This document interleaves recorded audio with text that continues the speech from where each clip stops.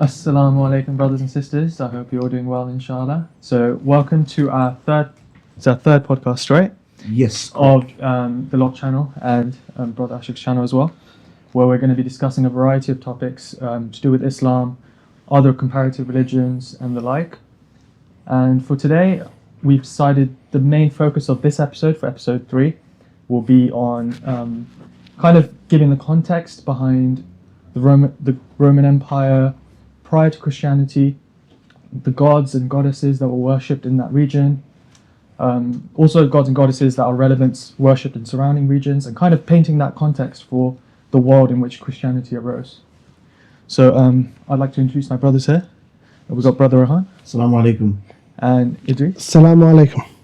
And did you guys want to touch on anything before we go right into it? Or I think it would be good if we start off with an overview. Yeah. And what is the purpose of discussing about this topic, and why is it important or relevant for Muslims and Christians to know about it, inshallah.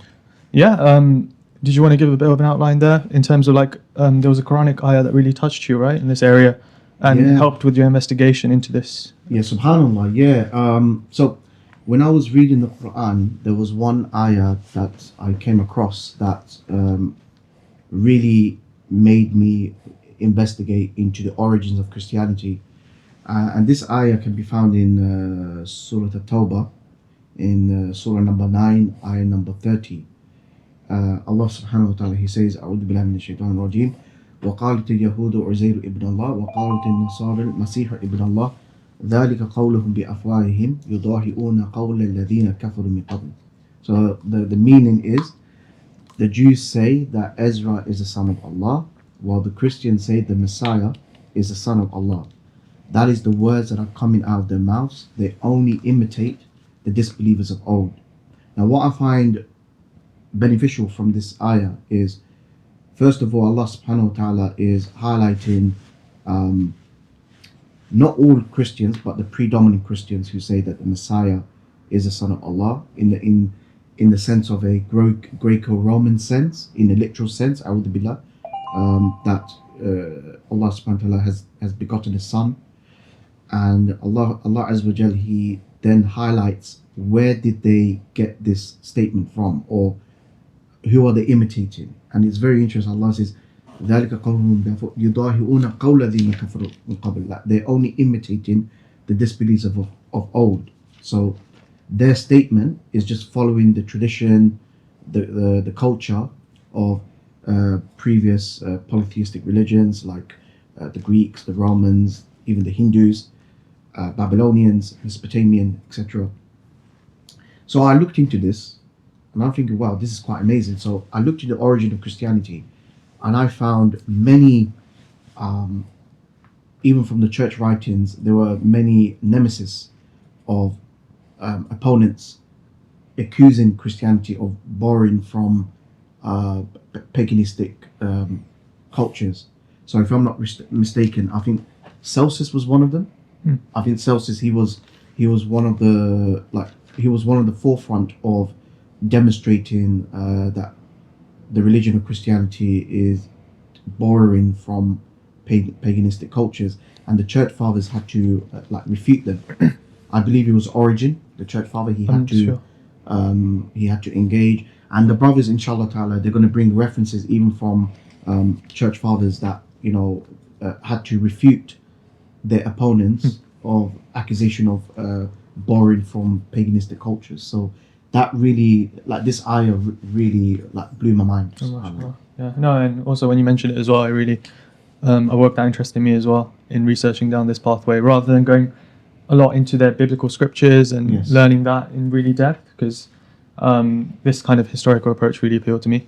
And also, Saint Jerome, who was a very famous 5th century church father, respected by, I believe, the Orthodox and the Catholics. He stated that the Trinity was believed by the late antiquity nations. So meaning that even in paganistic nations, they had their own concept of Trinity. Yeah, And I think you we'll mentioned continue. before, like the Trimurti, even in all the way down to India and the Vedic region, they had their own version of the Trinity. As you're mentioning, prior to Christianity, there was this kind of thinking there in the Jewish diaspora, where they had an idea of like the Logos, and that was starting to take shape. Yes, But yeah, correct. no, it's really interesting. Barakallahu feek. Well, yeah. So I really like the point you mentioned there about just emphasizing the fact that they're repeating what their forefathers did prior to them. And it's very interesting that it's important to understand the context of like the Roman Empire and what was going on with the religions there. So, for example, the dynasties, whenever they arose, they needed to justify why they're in power and why they've been given that divine rule to rule over all these various regions. So forming a religious cult in a way was very important to Roman statecraft. Emperors, they really did focus in on the religion of the time. It wasn't like the modern day where the rulers are really separated from the theology of their regions. They were really focused in on that. Oh, so like the state and religion wasn't separate. Yeah, it wasn't separate. It wasn't separate. So like they really focused in on the cults they were born into by birth, and by effect of that, the people that are under them in the imperial court, so the people that are working with the emperor and in the Yes. family of the emperor, they would often have motivation to promote the religion that the emperor is following. Right. So it was something that was really institutionalized in their system. An example of this, prior to the period we're going to kind of focus in on, was Augustus, the Emperor Augustus, and his court. They actually commissioned a composition by a person called Virgil, who created this Aeneid. And what this is, it's widely regarded as one of the greatest works in Latin, and it tells the story of a figure called Aeneas, a character from the Iliad. Have you heard of him? I've heard of him, yeah. He becomes the ancestor of the Romans, and he was a hero already known in like myths in that region. But what Virgil does when he was commissioned by Augustus was he started collecting all these stories of Aeneas's wanderings, like his associations with Rome, like all these stories that were around his like association with Rome, his descriptions, and then like composing that into a compelling founding myth, an epic that tied Rome to the legacies of Troy Wow. from the okay. Iliad, Yeah. explained the Punic Wars, because Troy is associated with the Punic Wars. Yes. So explained that, glorified Roman virtues of why Rome is the greatest, Wow. and legitimized the Judeo-Claudian dynasty that Augustus was a member of.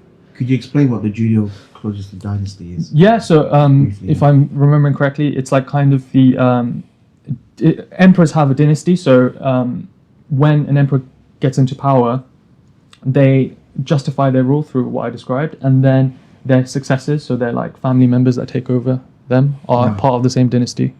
So is it like similar to like Herodian dynasty? Yeah. So Herodian dynasty, and like like everyone in the Herodian dynasty is someone who's a family member Yes. from him or like very closely allied.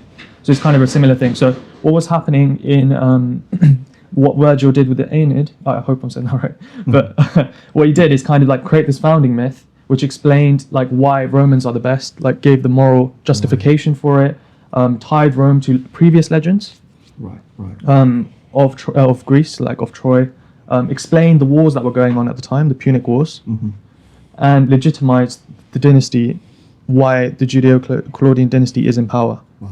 And I'm saying, like, why is it so far-fetched that the same thing is happening with the Gospels, which is literally the next dynasty coming in? That the newly established Flavian dynasty, they promote materials floating around about Isa alayhi salam, the same way like Aeneas's material was floating around. They forge a compelling myth and epic to like kind of, try and shape purpose for the Roman Empire. They tie Rome to the legends of what was happening in Palestine, just like the Aeneas stories did for the regions of Greece. Right. And also explain the Jewish revolt, what was going on in the Jewish revolt, and justify what happened after that. The same way Virgil did with the Aeneas stories, where he explained the Punic Wars. Wow. So you see, like there's a lot of reasons why the same thing would occur if this is a standard practice that dynasties did whenever they took over in the Roman Empire. So in other words, the Romans used existing stories, Yeah. but they molded it into their narrative.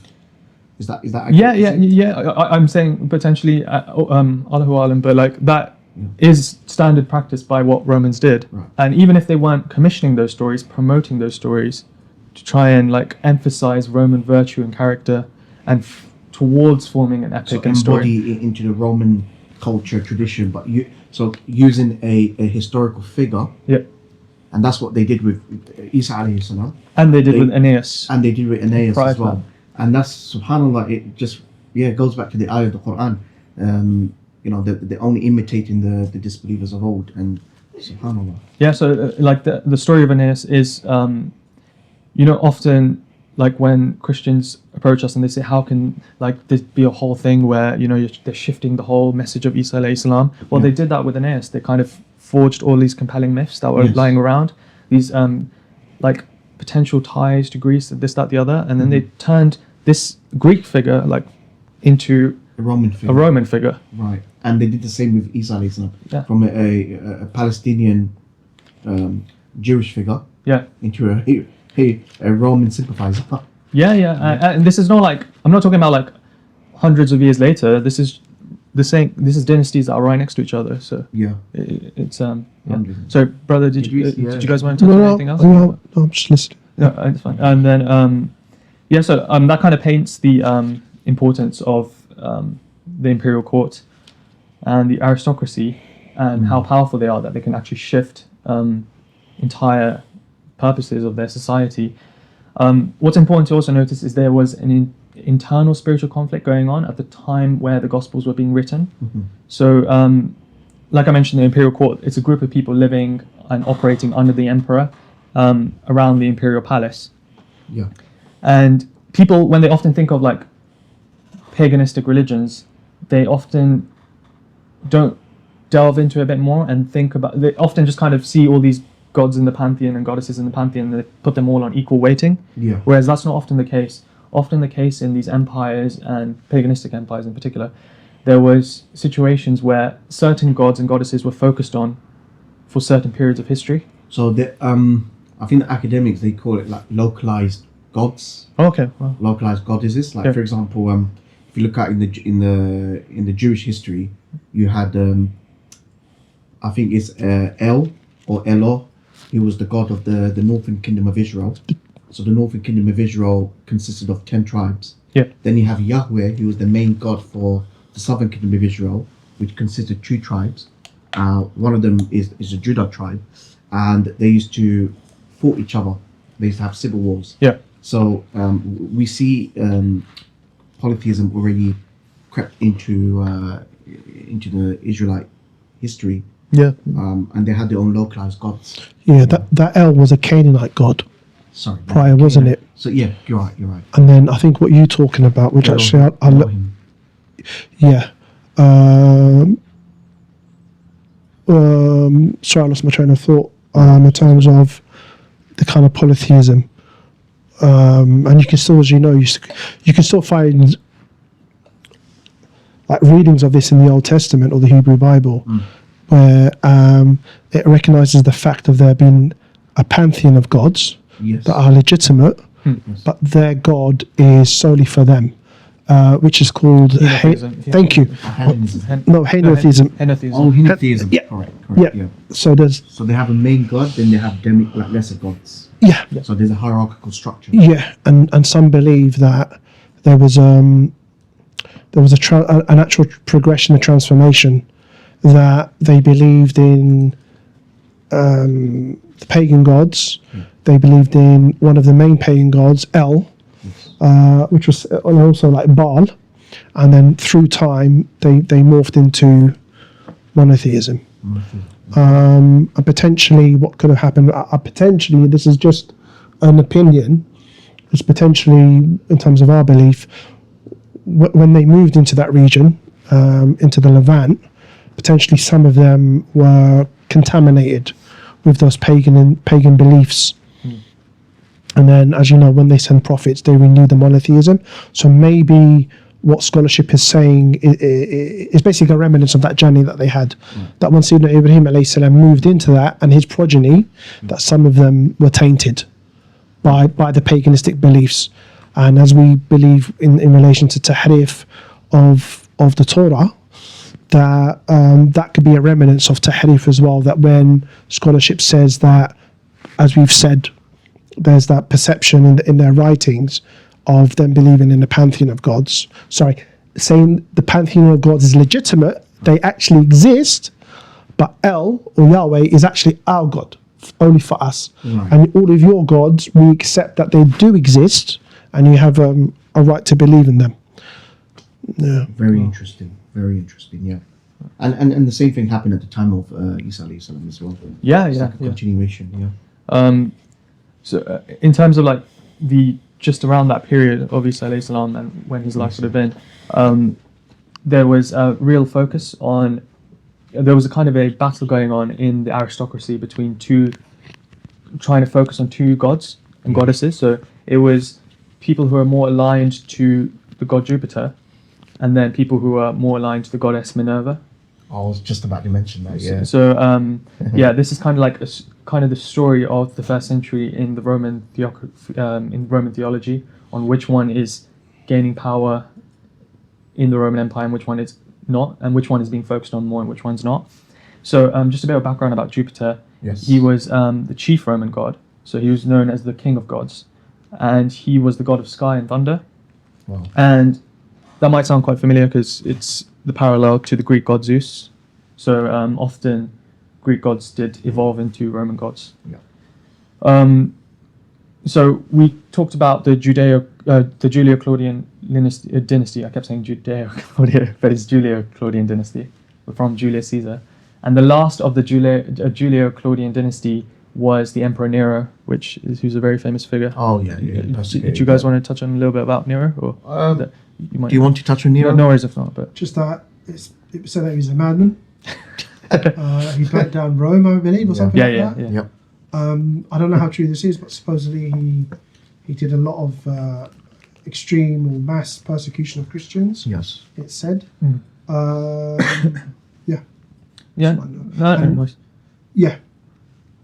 And so the majority of that Julio-Claudian dynasty was heavily focusing on Jupiter as their main god that they're focusing in on. But Nero was actually the last of this dynasty, and he started to actually shift a bit away from that. So because he was such an eccentric, and he was really he thought of himself as a bit of a showman and a bit of a performer and into the arts, he really resonated with the son of Jupiter, who's called Apollo. Apollo, because he's the son of their supposed great god Jupiter, he was known as the son of God. Yes. And Apollo, he was the sun god as well. So not just being the son of God, he was also the god of the sun, the star. He was a lyre player, so that's an instrument. So Nero really liked him a lot and used to dress up as him during festivals that they used to have. And he was the patron of music, poetry, and the arts. So you can clearly see why Nero was shifting away from Jupiter to more of this focus on the sun and making Apollo his main god. So he often dressed as him, minted coins with Apollo on it, and you can really see the shift in the Julio-Claudian dynasty from the focus on Jupiter to the focus on his son, Apollo. Nero also showed interest in other solar deities like Sol and Helios. Okay. But yeah, as we'll talk about, this all starts to slowly, you can see there's this pathway going from the big god to the small son of God, and this is all kind of merging. So a lot of these deities will start merging. So you're already starting to see that shift. I think brother, you mentioned the Great Fire in 64 CE. Yep. Nero actually dedicated a huge sanctuary to Sol. Yeah. So he's really focusing in on this god Apollo and similar kind of gods like Sol. So when the Flavian dynasty took charge after Nero, so just to paint a bit of context on what happened, Nero passed away. There was this kind of free-for-all by these generals, Roman generals, and who's going to take over next, because the Julio-Claudian dynasty came to an end with Nero. And Vespasian actually ended up winning. That's right. and starting the Flavian dynasty. And one of the ways he legitimized that was by using Jewish prophecy, which we'll touch on, inshallah, in the and next. what Josephus mentioned as well. Yeah, in another Very interesting. podcast. But he also justified it through Apollo, because Vespasian's house's god that they used to focus on was Apollo, which was interesting. Just so in terms of Nero, he had actually commissioned a colossal statue of himself during his life. So he had a bit of an ego, as you guys mentioned, which was 100 to 120 feet high in his golden house. And then once Vespasian took over, he actually converted this giant statue of Nero into the god Apollo. Yes. So I remember that. Yeah. yeah, it's something that is showing that early on in the Julio-Claudian dynasty, there was a focus on Jupiter. Now Nero, because of its eccentricity, was moving to Apollo, and then the new dynasty that's coming in is even more focused on Apollo, and is even more pushing this push towards the god Apollo. So yeah, did you guys want to touch on anything there, or? Yeah, I need to gather my thoughts. Well, Yeah, no, I was about to mention the capital. It's called the Capitoline Triad. So Juno, Yeah. Minerva, and what's the other one? We just mentioned it. Sorry, Juno, Minerva, and I think I've got it here somewhere. No, I don't have the names, so I just got the what's the other one? Wait, let me check. Oh, Jupiter. Yeah, that's it. Yeah. Jupiter, Minerva, and Juno. They're known as the Capitoline Triad, and they were the three main deities worshipped by the Romans. And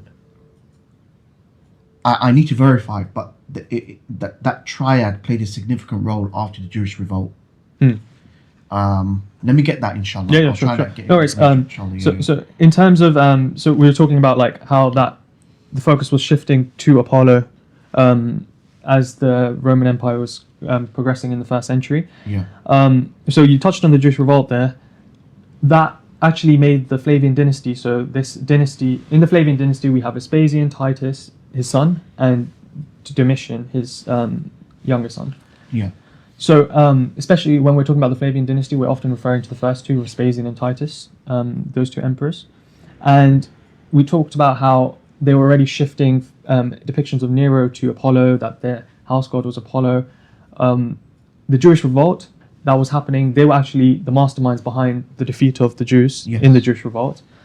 And actually one way that they even strengthened the focus on Apollo through the Jewish revolt was actually centuries before, in the time of the Seleucids, there was a revolt by the Jews against the Seleucids in the same region.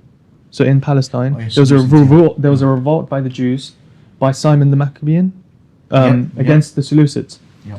And the Seleucids were a dynasty that succeeded to Alexander the Great, supposed great.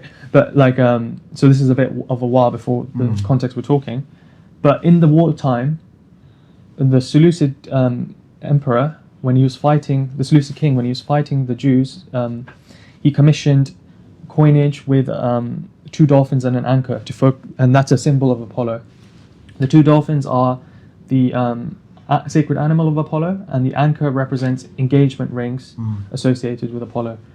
So it wasn't the cross that was the early symbolism of Christianity. It was the.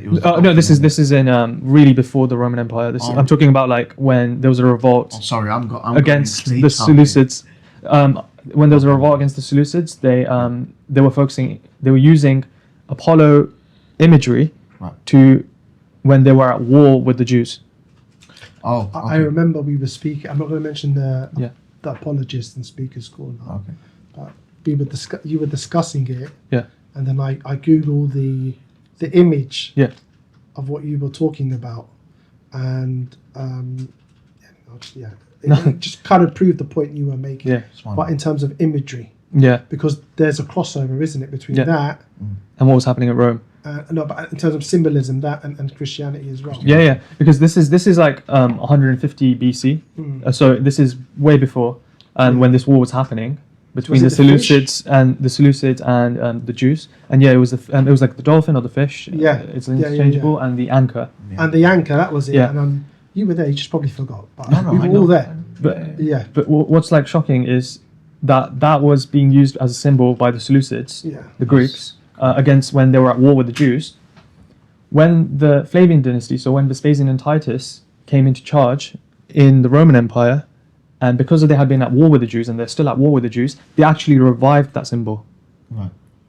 So they revived the Seleucid Greek symbol of Apollo, and they put it on their coins, and as imagery that they were using throughout the empire because they were at war with the Jews again. So it's kind of a repeating of history. Right. That back in the time of the Seleucid Greeks, when they were at war with the Jews, they were using Apollo imagery, and then when Vespasian and Titus come into power, like 100 years later in the Roman Empire, and the Roman Empire now is at war with the Jews, Yeah. they bring the same imagery back. Subhanallah. So that, and what is the imagery? The imagery is of a son of God. Yep. And yeah, and what's interesting is, like the brother mentioned, this was also adopted by Christianity around the same time as one of their earlier symbols. Yes. Yes. So and imagery of Apollo and imagery of Jesus that they were using was indistinguishable for the first 4 centuries. So when was the Roman cross symbol used for Christianity? I think that, I mean, that there was use of that earlier, but it was never the main symbol that main was used. symbol, Yeah, it was yeah. not like the you know how it's the main symbol that they put forward now. There was never that was never the case. It was always the fish or the dolphin and the anchor in the earlier stages of Christianity. That's I think the interesting. focus on the cross came way more after, like 400 years later in Constantine's time when he. Right. So during Nicene Christianity. Yeah. Wow. But we're Roman talking about Christianity, way yeah. before that. So yeah. Wow. So yeah, the Flavian dynasty, in the wake of the Jewish revolt, they readopted this ancient anchor, 2-dolphin Apollo symbol to highlight their heavy emphasis on Apollo. So we've just given throughout the podcast like why they're focusing in on Apollo, and this is another example of that. Yes. And the second reason was to reflect on the repeating history of, whenever the Greek Empire, when they were at war with the Jews, and now the Roman Empire is at war with the Jews. So it's kind of a symbol against rebellious Jewish uprisings. Right. So yeah. And it's their means of like suppressing any future Jewish revolts as well. So they Yeah. use the Roman propaganda to suppress any future Jewish people who claim to be the Messiah. Because there were many Jews in first century Palestine that Yeah. claimed to be the Messiah. Like you have the Simon the Galilean, or Simon the son of Kochbar, right? Simon Simon Bar Kochbar, and there were many other figures. There's an that- Egyptian figure, a Samaritan figure. The Egyptian, yeah, and this was even before Isa alayhi salam. Yeah. There were many Jews that wanted to be that Messiah Yeah. that was fulfilled in the Old Testament. And even like what we were Yeah. saying just now, like even before the Roman Empire, there was revolts by the Jews where there was like who was the Maccabean that was leading the revolt? Simeon or something? Simeon again. So Simeon. this is a recurring thing, like you're saying, Right. not just in the period of Isa alayhi salam, but So just history before as well. repeats itself. Yeah. Subhanallah. Um, Do you want to mention about? Sorry, Idris, did you want to say anything? I'm just trying to find some certain quotes, and to be honest, I've been struggling. Yeah, no, So I'm okay, listening no to what you're saying, Yeah. and what you're both saying. Okay. There's one thing here. It's if you bear with me. So this is to do with Justin Martyr and his, I think it's called the First Apology, if I remember rightly, where he talks about that. So supposedly he's writing to the pagan emperor, Roman emperor at the time, and what he does admit is that, and you touched upon this, that Jupiter, was it Jove, if I pronounced that right? anything related to Jupiter is called Jovian. Jovian. Jove. Yeah. Oh, okay. So Jove, Jove. So he's a sun god, and that he admits that Jupiter was supposedly born of a virgin. Jupiter was crucified, died just like Jesus is what he presumes claim. He rose at Jove or Jupiter rose again and ascended to the heavens. And he concedes the fact that there's a lot of similarities, and then also, as you know, Dionysus Yeah. died, was rose again, ascended to the heavens, and I'm sure you're aware of this because I think we've talked about it in the past. Justin Martyr's reasoning about this is that with God being all knowledgeable, God knew this was going to happen, but then somehow the devil realized what was going to happen with Jesus. Yeah. So what the devil did is, before Jesus is coming and the death, the resurrection, the ascendancy and all that, the devil inspired men to have these beliefs in terms of their pagan gods, for them to have the same belief. So when it happened to Jesus, it kind of confuses the situation. That's his way of, that's his rationale. Does that make sense? Yeah, it Makes makes sense. sense. Yeah. So that's his argument, rather than saying, well, actually, He's prophesied in the Old Testament. And well, he says that as well, but rather than saying, oh, this is just coincidence, that our belief in these main tenets, like, we didn't borrow them from the pagans, we didn't borrow them from the Hellenistic world. Right. We didn't, yeah. I'm sorry to say that's not a convincing argument for me. Oh, no, but that's what he says in his, I know, yeah. So, Yeah. but it just goes to what you were saying, Yeah. that he was a philosopher, he was not a Christian initially, and he converted, but he was well aware, and others were well aware of the similarities in terms of what you would Yeah. Right. about Jupiter and that. And that's well, number one, he confesses the similarities. And then also there's a time where, as you know, with the Romans, they would deify their Caesars, their Yeah. leaders. Yeah. So the actual first Caesar, he gives another example where it says when Caesar died, then they saw him resurrected and then ascend into the heavens. Ascend to the heavens, yeah. Yeah, so he uses that as another similarity. Wow. So there's a lot of, as you were saying, a lot of parallels that Justin Mark talks about. And it's interesting, right? Like the ones you mentioned there, how many of them are in our account of Isa alayhi salam in the Quran? None of them. Like it's all about the resurrection. It's about The like virgin birth. the virgin birth only. But like there's so many of these stories that were existing in the Roman Empire around their gods and goddesses that we don't have in our account of Isa alayhi salam, but the Christians have in their Gospels. Right. So you touched on some there. We have Hades. There's another one. Yeah. I'm really sorry. No, go ahead. If I'm pronouncing this right, Bacchus. No. Oh, yeah. Bacchus? Bacchus. He's synonymous Son with of Dionysus. Dionysus. Oh, yes. okay. Yeah. So that was the son of Jupiter, Yeah. begotten by Jupiter. Yeah. A'udhu billah, as they say, begotten, literally intercourse with Simeon, Astaghfirullah.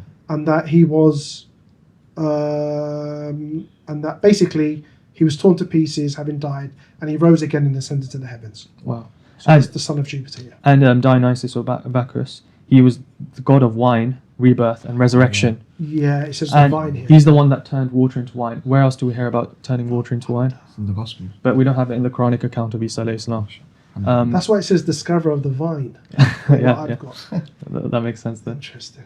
We also have Hades, Pluto, and Persephone, who are kind of synonymous, and they descend into the underworld and return. In the Quranic account of Isa alayhi salam, we don't have him doing that. No. Whereas in the Christian Gospels, we do have a descent into hell and then astaghfirullah, and returning. Hercules, he was a mortal who became divine through suffering and heroic deeds. And he also ascends to Olympus and suffered for humanity, and then ascends. Prometheus too, so he's also known as someone who suffered in this Greco Roman world. And then just the last one I wanted to touch on here was Mithras. Yes. So Mithras is more an Eastern figure than a Greco-Roman figure, but he was adopted heavily by the Roman world. And he's also a salvific figure, and there's a lot of imagery around him and ritual meals.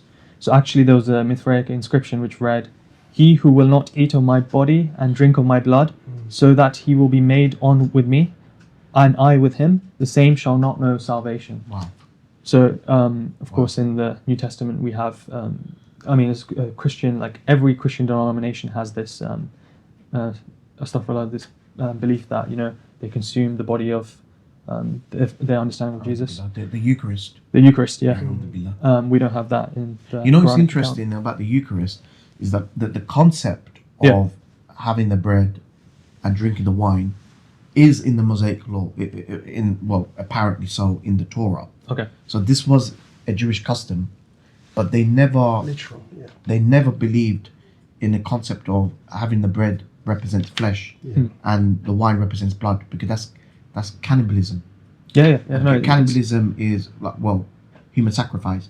That's completely abhorrent and completely contradictory to the teachings of the Torah, the prophets, and the Psalms. So we could clearly see that this idea of eating flesh and drinking blood completely goes against the teachings of the Prophet. I think that's when, I don't know who it was. It was either Luther or Martin Luther King Jr. No, the original Luther. Oh, the original Luther. Or what's the other leader? The other Protestant reformer. The German one. Yeah, but help me out, guys. Oh, Calvin. Calvin. Oh no, Yeah, he's like not Swiss. German. He's Swiss. French. Yeah. Oh, French. Well, he might be German. Luther was German. Luther was German. Yeah. Basically, Protestants. I forget the exact term that the Catholics and I believe the Orthodox, because they believe it's the literal flesh and blood. Orthodox, yeah, they're Yeah, extremely. but the Protestants don't. The Protestants don't. Okay. So they realise what you were saying, and in the 1500s or whenever it was, 1600s, they changed their doctrine. Amazing. That it's like allegorical, whatever you want to call it. Because in the Jewish custom, it was for Thanksgiving. It's to praise God, for having the meal.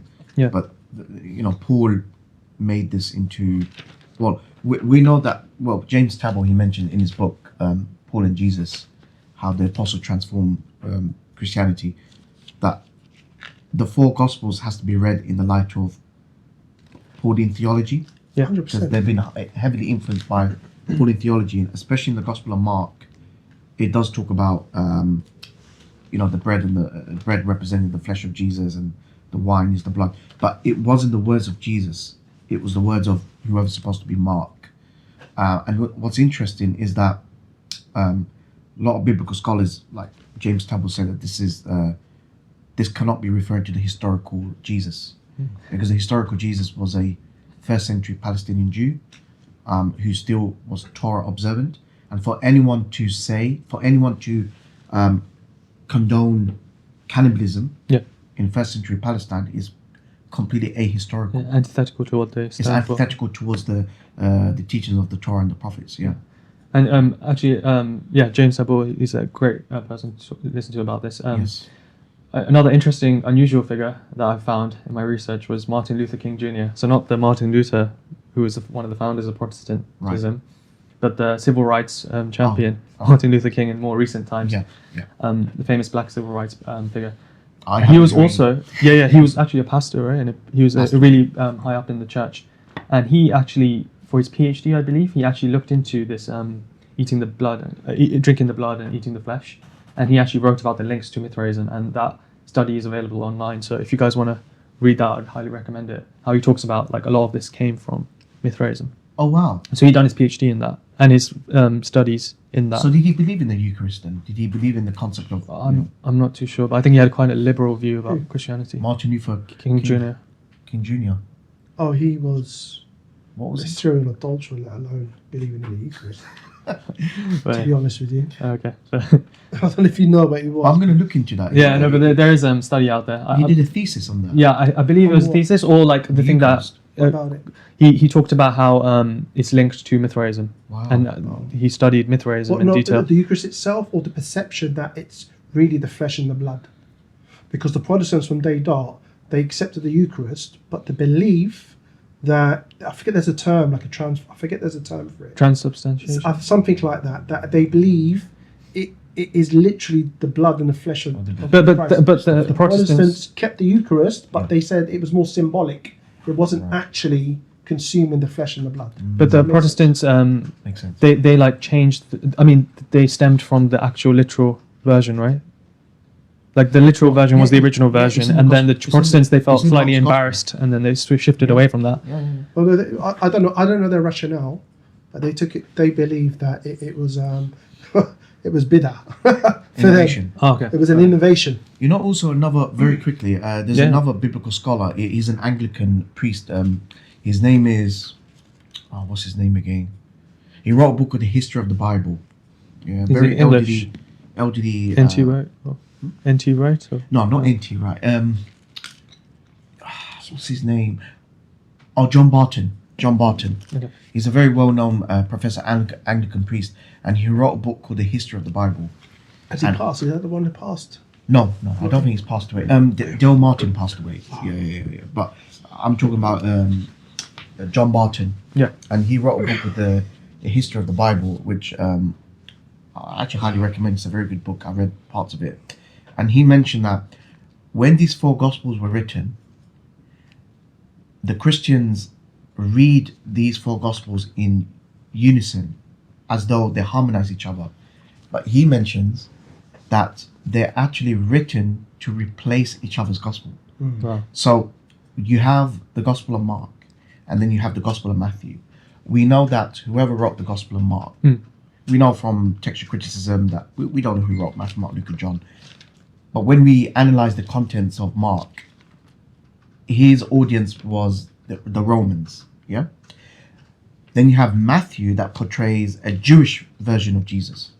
And it's interesting how Matthew copies approximately 85% of Mark's content. And I think Dan Wallace mentioned 600 out of 660 verses from Matthew's Gospel is verbatim from the Gospel of Mark. Wow. But whoever wrote Matthew added his own embellishment. Yeah.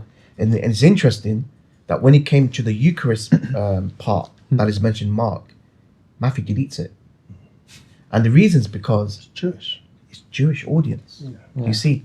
So what John Barton says is that it's meant to, that whoever wrote Matthew is meant to correct Mark's Gospel. And this was a very common practice in the late antiquity, where you have an existing document, and in modern parlance we would call it plagiarism. Yeah. But in the late antiquity, you have a document, but you're correcting that document. So whoever wrote Matthew is correcting Mark's Gospel, and he deleted the Eucharist narrative because that goes against the Jewish narrative. Yeah. So you're having like these Greco-Roman narratives, Greco-Roman stories being put in and Yes. taken out depending on the situation, right? Yes. That's, And it ends crazy. with John. And it ends with John, which has the highest Christology. Yeah. Correct. Yeah. There's, the I am statements and all that. Yeah. But in terms of like you mentioned like the Capitol Yeah. triad. Capitoline triad. Yeah. So actually, it's interesting because a lot of these triads and these kind of figures that in the Roman Empire that they were worshipping, they actually came from surrounding regions that were conquered.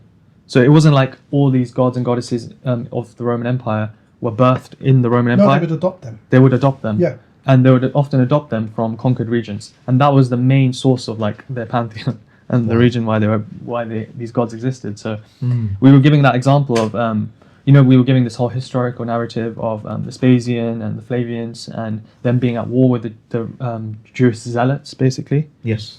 and them using like Jewish messianic prophecies to justify their role, and the figure of the god Apollo to justify their role. And like people are thinking like, how does this make sense? How does this all come together in one coherent narrative? Yeah. Like how does this all link to Christianity? Sure, there's like we've talked about parallels of like gods in Greco-Roman times and Christianity, but they can just say what Brother Idriss mentioned, that it's just it's Satan just whispering into their ears to like cause confusion, this, that, the other.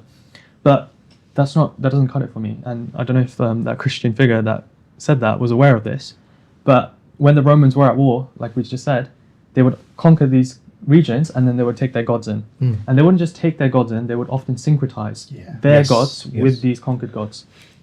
Yes. So- the Egyptians, didn't they, as well? Yeah. So I can just list off a rail of like situations where this occurred. So the Etruscans, are you guys familiar with Yeah. them?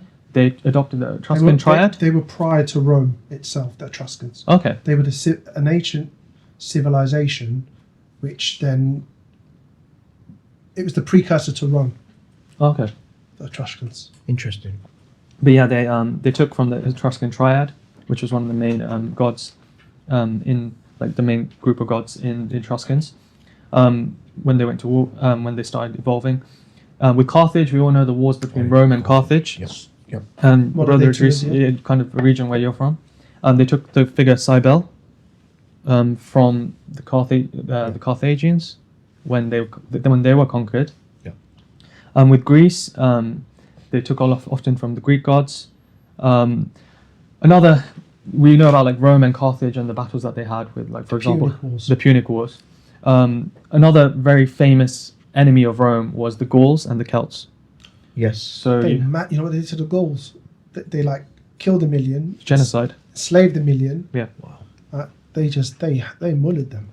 Have you heard about the story of like Julius Caesar and Vercingetorix? There was a battle. Yeah, where they built the two walls and then they Yeah. just slaughtered everyone. Like, Yeah. so it was really bloody history, and it wasn't just bloody. They actually like they didn't just like kill them. They also stole their gods.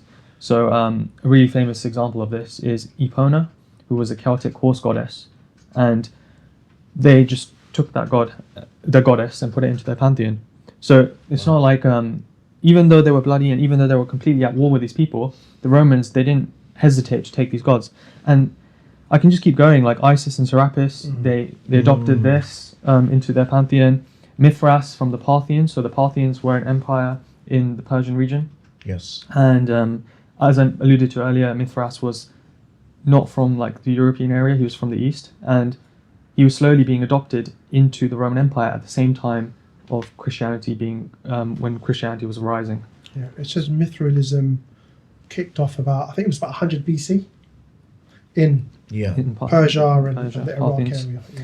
But like, what's interesting, right? I've like listed empires from all around the Roman Empire, all around the world, which they fought and conquered, and I just gave examples everywhere where they adopted gods and goddesses. What's the one exception?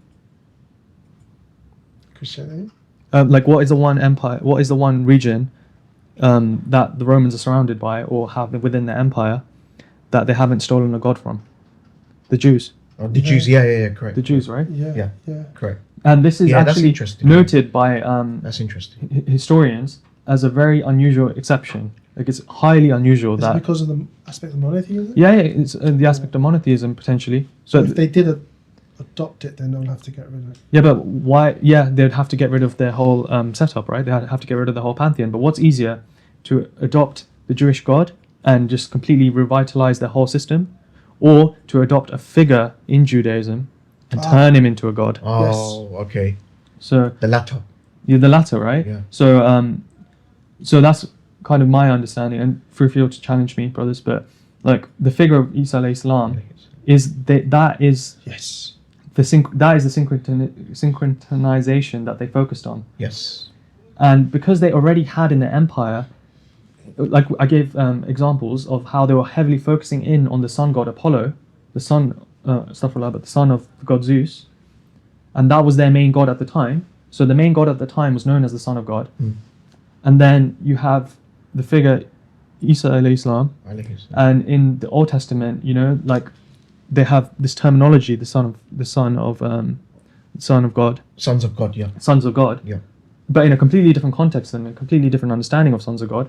But they chose that figure who's like have stories, myths going around at the time, Right. to turn that figure into one of their gods in their pantheon, Right. because it was so easy for them. They already had a figure that was very similar. That feeds exactly to what Justin Martyr was saying. Yeah. In terms of the similarity.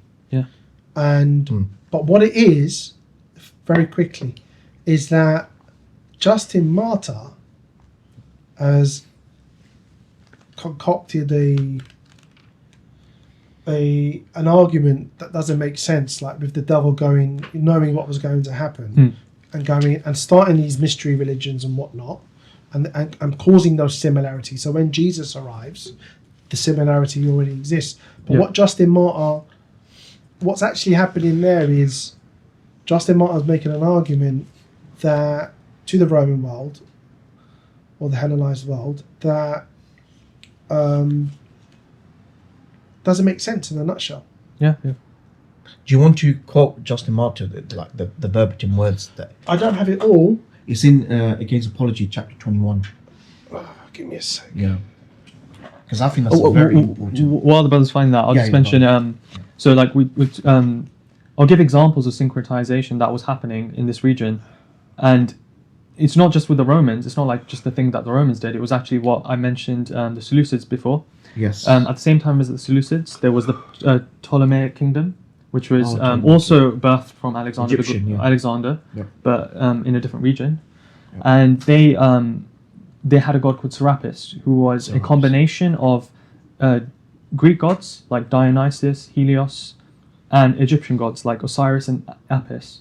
So this is a figure called Serapis, who was in the Ptolemaic kingdom, being used as a combination of Greek and Egyptian gods to kind of help integrate the Egyptians into the Greek Empire. Right. So it was a common thing throughout history in this region. So it had a political interest. Yeah, it had political interest. And how much of a political interest is there when you have a new dynasty that has to justify itself religiously, that is justifying itself religiously by saying the Jewish messiahs, Titus and Vespasian, Right. they're at war with the Jews, they're using Apollo-like imagery, they have all the reason in the world from their paradigm to try and integrate, to make the Jewish rebels less extremist Exactly. by saying, listen, that figure that arose in your region, that really famous figure that arose in your region, Jesus, Isa alayhi salam, he was, according to them, they have reason to say that figure actually was an incarnation of our god Apollo.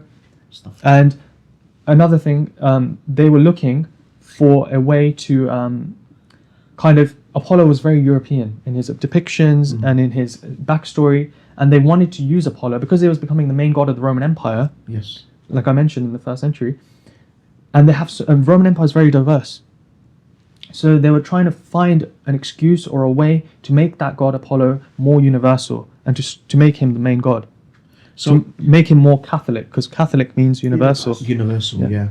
So is it accurate to say that whoever authored Matthew, Mark, Luke, and John Yeah.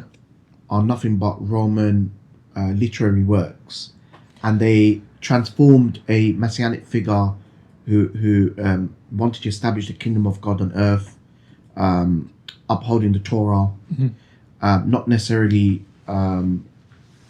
agreeing with, like, conforming with the Romans. Yeah.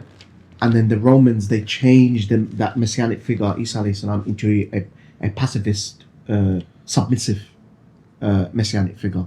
Would you say that's Yeah, like for me, it's to sort of suppress any future Jewish revolt? to me that's the spirit of what's happening. But I do believe, like the New Testament, it was often written by Jews in the diaspora. So Hellenistic Jews. Hellenistic Jews in the diaspora. absolutely. I don't know if it was like under direct like subversion to the Roman court that they were written in, but it was definitely under the pressure and under the like threat of the Roman danger on the Jewish populations, right? I agree with you. So that narrative was being shaped whether intentionally by the Roman hierarchy or whether through through threat of force, because the Romans were like genociding the Jews at the time. Yes. So they felt like, okay, we need to kind of shift our figure to be like more pacifist, Right. because that's what the Romans want. And then people like Justin Martyr later on can be like, you know, this is kind of the same thing. It fits the Roman agenda of like, you know, having a more universal Apollo figure who appeals to the minorities in their region, and it appeals to the Christians that, you know, they get to survive the next day because they're not a threat to Rome. Yeah. So for me, I think that I said that the Pauline's writings, or at least the authentic letters of Paul, Yeah. 100% feed into the canonical Gospels. Absolutely. Which then means by default, we then have a question: did Paul make this up, or did Paul himself inherit it? I know Bart Ehrman's opinion is Paul inherited these beliefs. He didn't make it up himself. So therefore, if Bart Ehrman's correct in that instance, then with Paul's writings being circa 50, okay, then these beliefs are quite relatively early. So early enough that they predate definitely the Gospels and Paul's writings himself. Absolutely. Which I think in that instance then, I think it's a natural... Yeah. It was organic. It was organic. Yeah. That belief with the Hellenized Jewish diaspora and others, that these beliefs organically formulated themselves because of the socio-political, religious situation. That's what I think. Potentially, did the Romans, you know, at a later point, realize and play Promulgate. more so, potentially. Yeah. But I think initially, I think it was an organic. Initially, yeah. That was already there at the time, and the Romans, it was in their interest to take advantage of that. Yeah. Yeah, and not to promote the extremist viewpoint of the Jews according to them, right? So, 100%. yeah. And just in terms of I think brothers you want to have like another podcast soon on Apollo. Yeah. On Paul. Inshallah. So I can just quickly wrap up on this, and then if that works. The brothers also touched on like synchronization with story of Isa alayhi salam in the New Testament and the Roman Greco gods. And like, of course, the main god that we've been talking about in this podcast was Apollo. So I'll just give a few more examples to wrap up on the synchronization between him and the depiction of Jesus in the Bible. So we have Apollo was known as the bringer of light and light of this world, which is in either Mark or Matthew as a reference to Jesus. Light of the world. Yeah. Oh, that's in John's Gospel. John's Gospel, sorry. Yeah. I'm pretty sure, yeah. So you see there's a I'm the light of the world. yeah. So that kind of terminology was actually used for Apollo originally. He's also known as Slayer of the Serpent of Evil. And you know the depictions of the serpent and how Jesus defeats the serpent in the New Testament. So there's that synchronization there between Apollo and the figure in the New Testament. Just to wrap up quickly, so Apollo is often known as the ram bearer, and I think there's another god.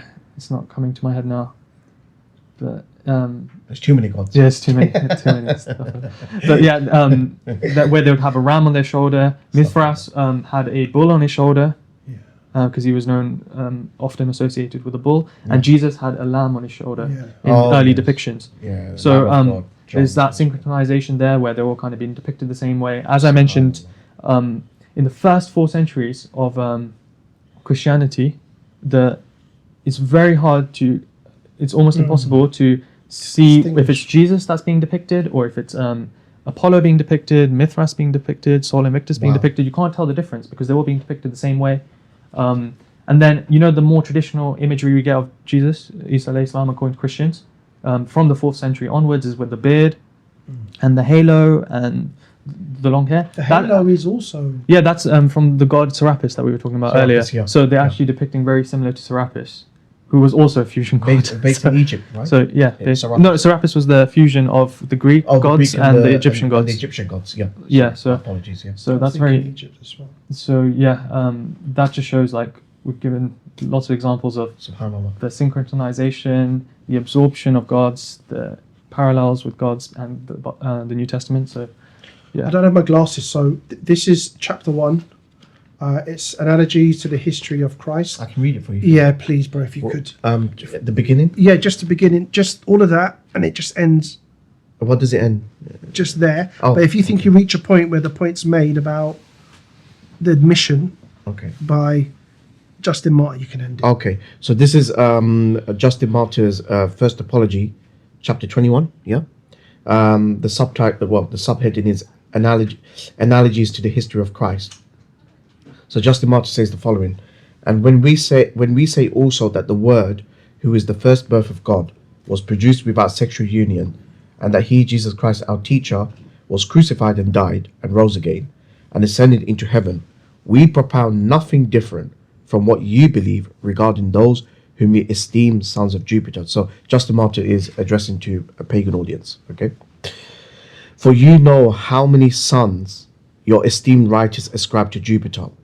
Mercury, the interpreting word and teacher of all, Aesculapius, who, though he was a great physician, was struck by a thunderbolt, and so ascended to heaven, and Bacchus too, after he had been torn limb from limb, and Hercules, when he had committed himself to the flames to escape his toils, and the sons of Leda, and Dioscuri, and Perseus, son of Denai, and Bellerophon,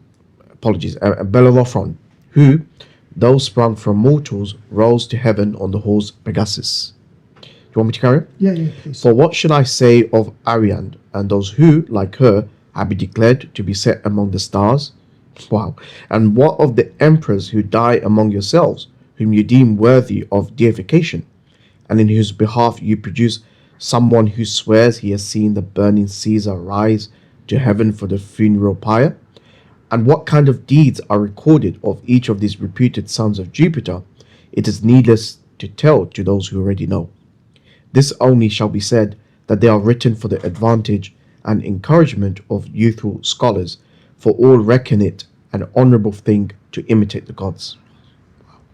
But far be such a thought concerning the gods from every well-conditioned soul, as to believe that Jupiter himself, the governor and creator of all things, was both a parasite, the son of a parasite, and that being overcome by the love of base and shameful pleasures, he came into Ganymede and those many women whom he had violated. Wow, okay.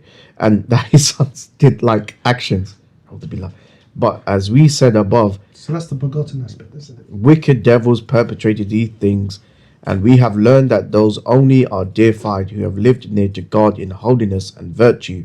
And we believe that those who live wickedly and do not repent are punished in everlasting fire. So towards the end, that's how he tries to reconcile. He tries to bring it back, right? Yeah. Yeah, but there's a clear admission about the parallels, as you've discussed, in there. And it's interesting, like, a lot of those gods that were referred to aren't even the ones we talked about the whole podcast. So we had Pegasus, we had the Roman deification of the emperors, so that's just further. He's referring to even more material, so he helped us out there. Can I make 2 points very quickly?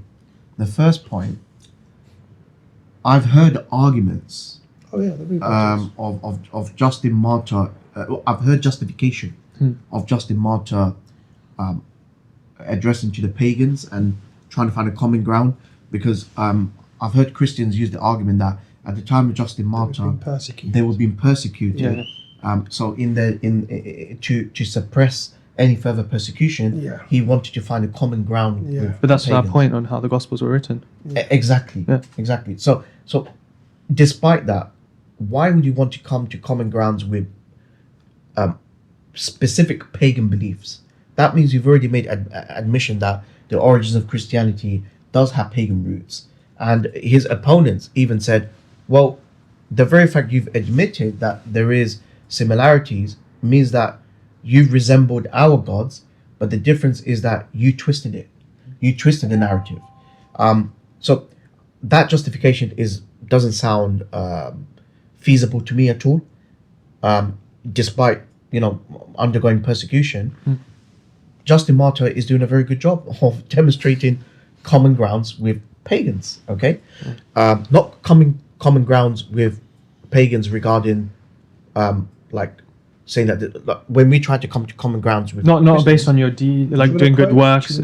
Quote the verse about coming. Oh, so is it Surah Al-Imran, Surah 3, Ayah 64? قل يا أهل الكتاب تعالوا إلى كلمة سواء بيننا وبينكم ألا نعبد إلا الله ولا نشرك به شيئا. Say, all people of the book, the Jews and Christians, come to common terms as between us and you, that we worship none but Allah, and that we do not associate partners with Him, and that we erect not lords anyone other than Allah. And whosoever turns away from it, then you bear witness that you are Muslim, submitting your will to Allah alone, without associating partners. So it calls to Tawheed. Call to Tawheed, because the Jews and the Christians know that the fundamental call of the prophets and messengers, Moses, Jeremiah, all the Hebrew prophets, as well as Jesus himself from the Gospel, is the oneness of God, and not worshipping 3 in 1 or 1 in 3.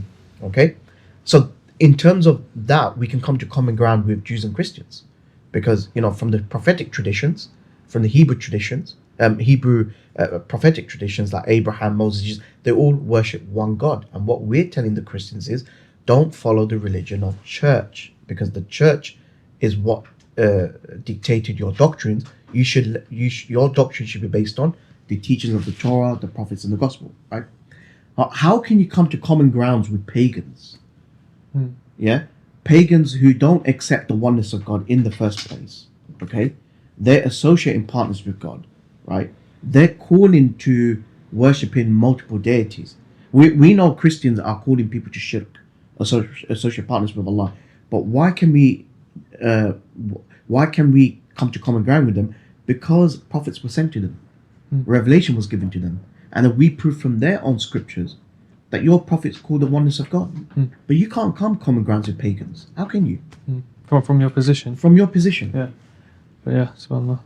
But yeah, that's a brilliant way to wrap it up and and bring back everything. Second point, very quickly.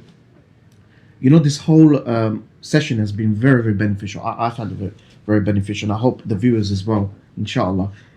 The concept of triads, meaning that the worshipping 3 divine entities, is not unique in Christianity. it's found in every ancient civilization. We referred to multiple ones in the Roman Empire and Greek Empire just now. Greek Empire. The Capitoline Triad, the Etruscan Exactly. Triad. Yeah. So the concept of a triad, worshipping three divine entities.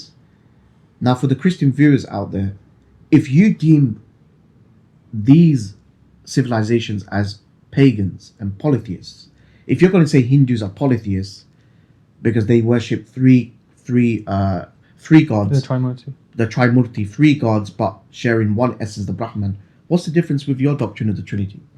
There's no difference. The only difference is that Hindus, I heard one Dari speaker's corner, the difference between Hindus and Christians is Hindus worship 330 million gods, you just worship three gods. Yeah, no, that's literally But the difference. Yeah. it's the same concept. Yeah. Just one other thing, if you're interested in reading, if you just go to chapter 22, there's the analogies of the sonship of Christ. Right. So it goes into that as well. I think we should wrap it up. Yeah. Yes. Sounds great. If you want to wrap it up. Yeah. No, I think you alhamdulillah, I think it's been done. Okay. Generally Well- speaking. Do you want me to wrap up? Yeah, sure. Inshallah. So, Jazakallah khair, both of you brothers, for assisting and sharing beneficial knowledge regarding Greco Roman gods and how it infiltrated the religion of Isa alayhi salam by